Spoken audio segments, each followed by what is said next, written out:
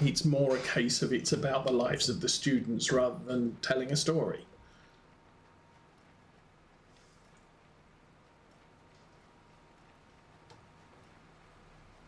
You go back to Jim Kirk's Star Trek, and you do have, it is commentary about modern society, but it's not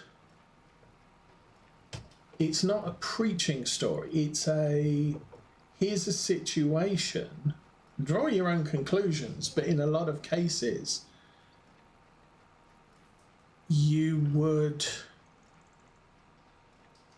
it creates a talking point. It creates a moral situation to discuss rather than just this is what we all think. You have to live with it. There was an episode where, I think a previous Federation starship captain had accidentally left behind a copy of Mein Kampf.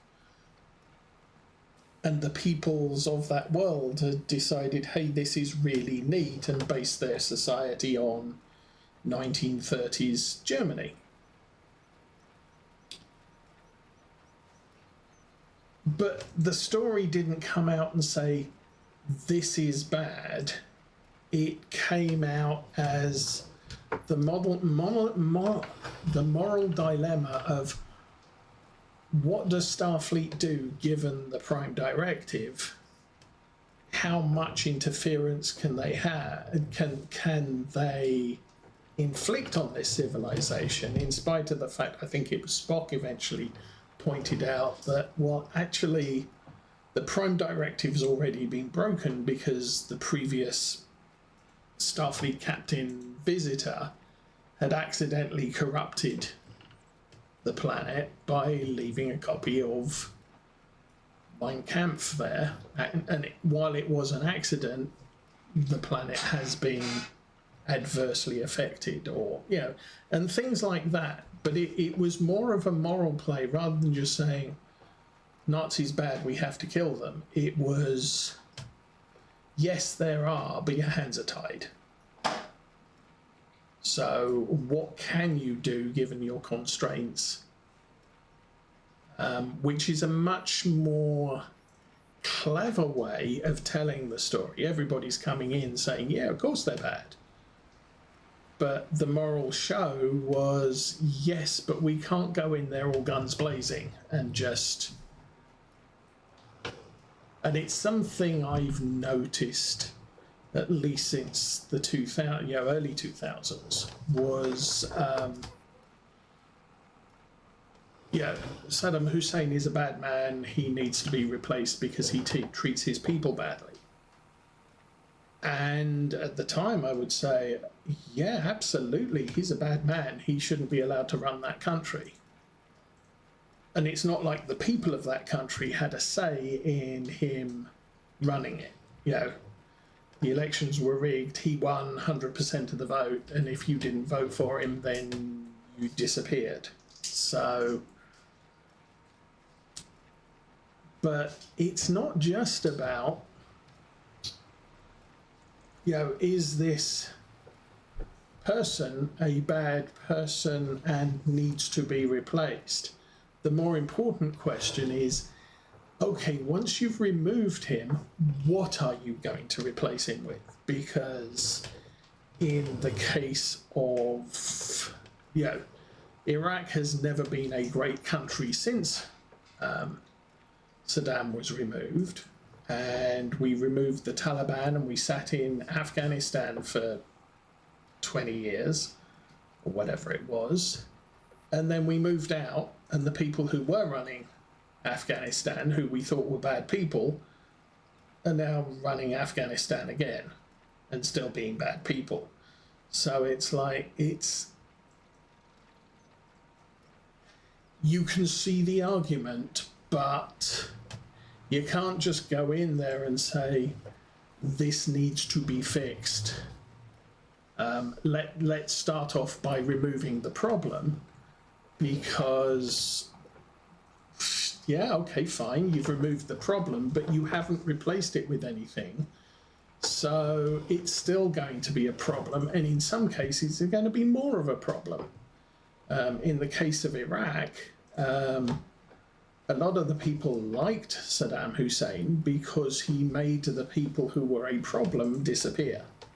So there was less crime because nobody wanted to go out and commit crime and lose limbs. So, yeah, chopping people's arms off because they're stealing stuff is harsh judgment, but in that country it meant that fewer people were stealing things. So I'm not saying it was, the solution that Saddam was doing was a good thing. I'm just saying that it worked and the people tolerated it. If I don't do crime, then I'm not going to get in trouble. Unfortunately, if I speak out against the government, I'm going to get in trouble and disappear. And so might my family. So it's, 6 of one, half a dozen of the other, but you know where you stand. And, George Bush took that away and didn't replace it with anything. So now the country's full of petty warlords, and you're just at their whim. If they want to turn up and steal all your food, they're going to turn up and steal all their food. And you don't have the equipment to do anything about that.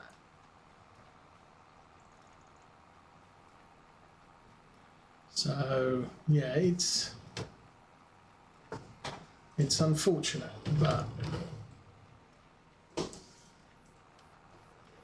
ultimately it is the way of the world.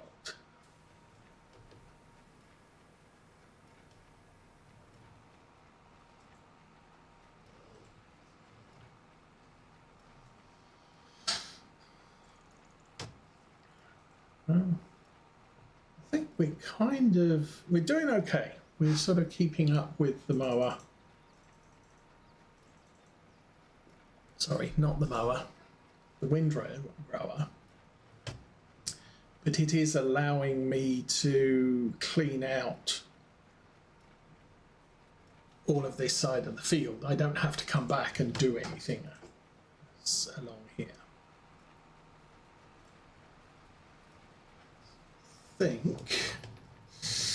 Not sure how this is going to work out. I think I'm going to have to do this headland and the row to get back to the top here, and then I can do the long row to get down to the bottom where all the rest of the problems are going to be.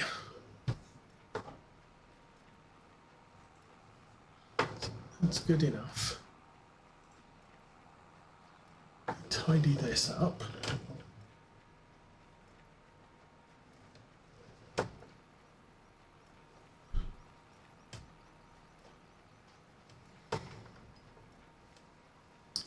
Do not drop that.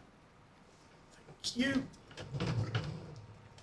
Okay, now you can drop that anyway.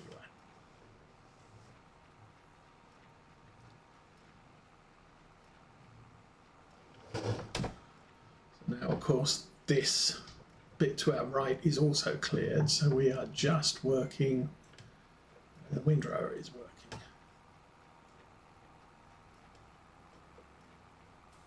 This has not been a bad job, I would say. So say square bale twine lasts a long time compared with the round. Go through the round in no time flat. Square stuff is doing well. I don't even know how many bales we've done yet. Obviously more than we do round. I'm going to jump a row here.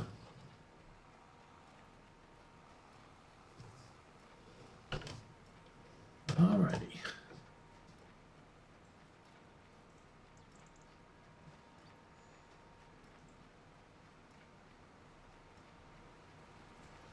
So I think with all these bales created, we can clear them immediately. I can get to, I'd probably just stick a straight cultivator on this field for now, so the grass doesn't grow anymore.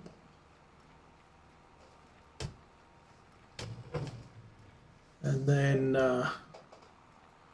we can think about how we're going to do the rest of it. Once it's cultivated, I probably make weeds. It's not going to be a problem because we're going to replant the field later. But we'll have to do... we can have to lime it. I can do that. We cultivate it. Do I want to spread lime on it and then cultivate it? Or do I want to cultivate it and spread lime on it? Don't know.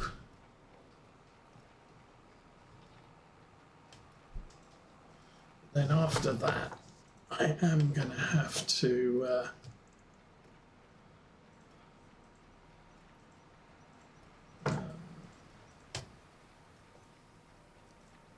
once we've spread lime on it and cultivated it, I can't do anything else with it until we seed it. And that will be cotton. And cotton's quite an early planting crop in spring. I think we plant it in February.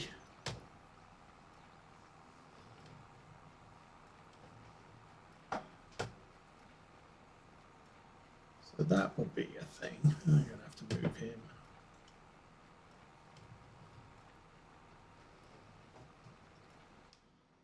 Well, that's handy. Turn that on. Hold it up.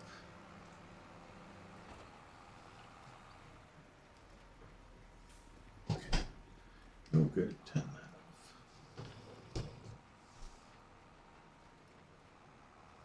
off. Yeah. We'll get the bits I missed first. 1, 2. Really not sure if this is going to be a full bale or not.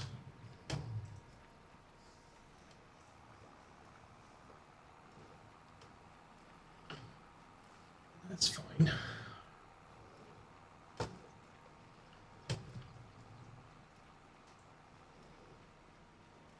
Missed a bit again. How are we doing? 4,090. Yeah, we're not going to have... I might have 5,000. I doubt I've even got 5,000 litres. 61. Okay, so... turn it off.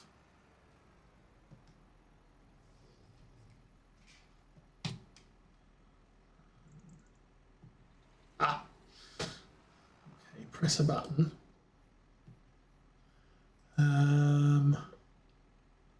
Lift up the picker-upper and fold it. See if the bale falls off the back. Yep, magic.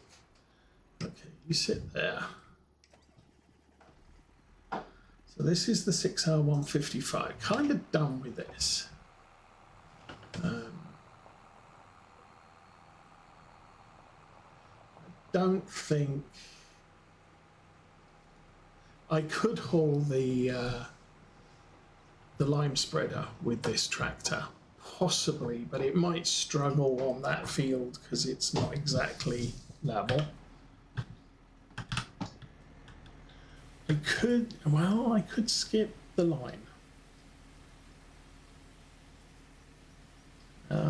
Because we're going to have to plough all the fields together.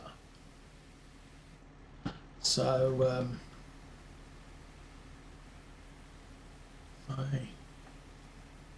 it's 10 o'clock. Okay. If I plough all the fields together, then I'm going to have to lime all of them. So I might as well not do any of the ploughing stuff. I can cultivate that piece. I can probably do the cornfield is going to have to be subsoiled, so I can probably subsoil the field as well. It's not going to be an issue.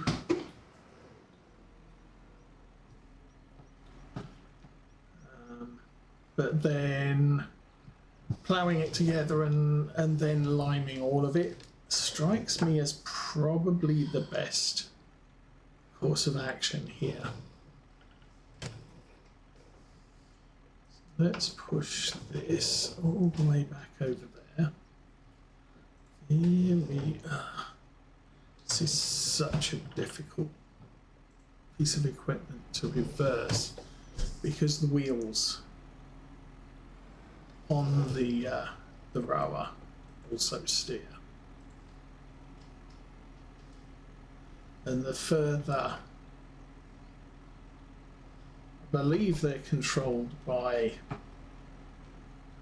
here. This A-frame will rotate with the tractor, and that drives the wheels at the back somehow. And so the further off to the side you go, the harder the back will steer. That's a little bit of an issue, I think, for us. Okay, that's the 155. I'm going to put the 155 in here for now, I guess.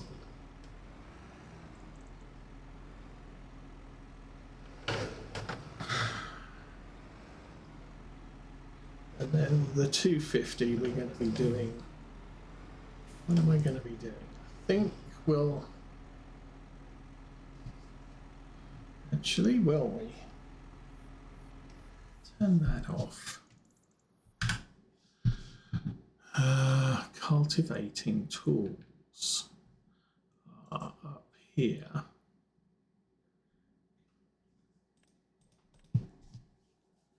Don't have one of those. Don't have one of those.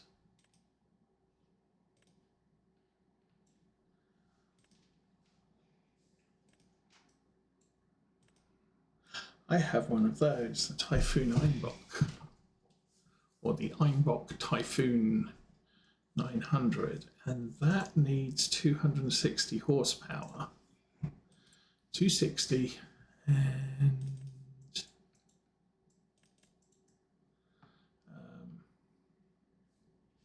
not that one.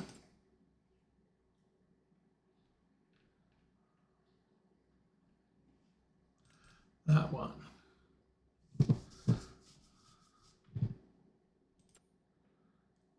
I got 281. Oh, that goes from 281 to 300. So 281, that's more than enough. The 230 is that big. Okay. Let's go find it. I went the wrong way, didn't I? This is a 250, so that's 230 horsepower, which is enough to haul. Oh, I can't yet. We've got to move the bales off. Then we can cultivate that field. And then that will be done for now. And then October we can start with the major harvesting things.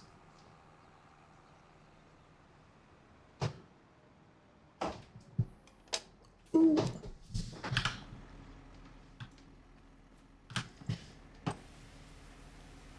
So we can clean this up because we don't need this until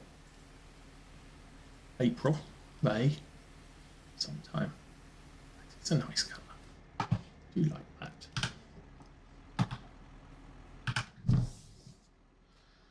And then I didn't only maintain a lot of the tractors. I did take a look. Some of the equipment was around the 45 to 50 hour usage mark and needed a full service. So some of my vehicles have had a full service on top of the usual, just change the filters, change the oil, that's good enough. Check the tire pressure, especially on the harvester. We need to check the tire pressure on the harvester because those tracks can get very deflated. Okay. Cultivator. Meeny, miny, mo. I do have now a weeder, which does mean I can do weeding jobs as well as hoeing jobs.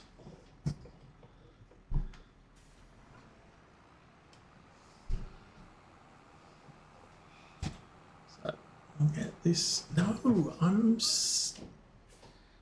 can't believe I did that. This is not what I want. I want the bale picker upper device. And I pulled up here to wash the baler and thought, yes, now the next thing I need is the bale picker upper. And so as soon as I drove out the shed, I went and got the. I went and got the cultivator because, of course, I did.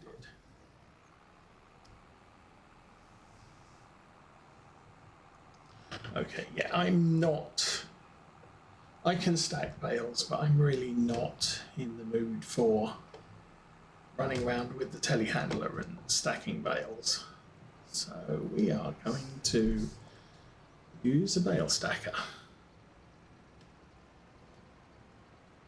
Because this is not cheating.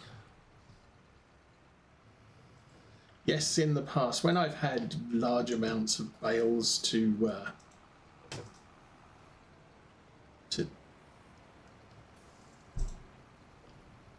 collect, I have used auto load trailers. Because sometimes I just need to, I need to go out there, collect 150 bales, and just just get them all so I can move along and do the next important thing.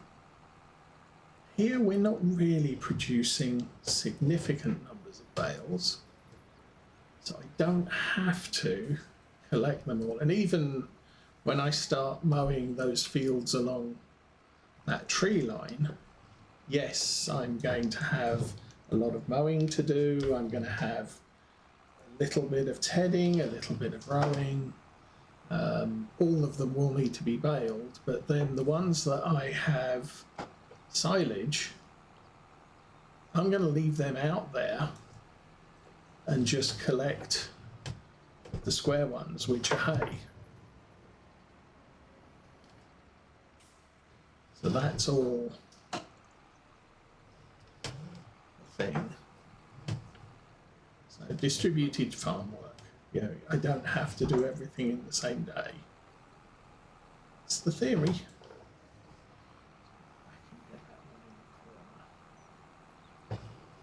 How much room do I have?